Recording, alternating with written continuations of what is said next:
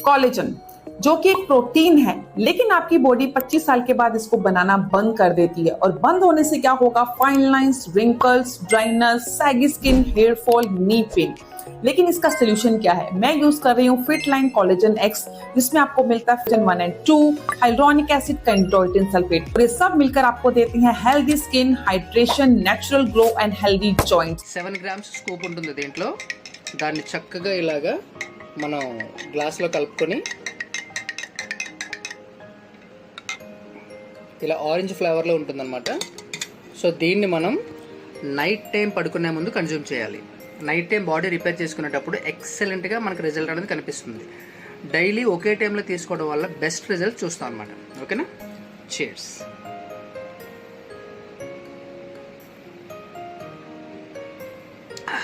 Taste కూడా awesome అండి.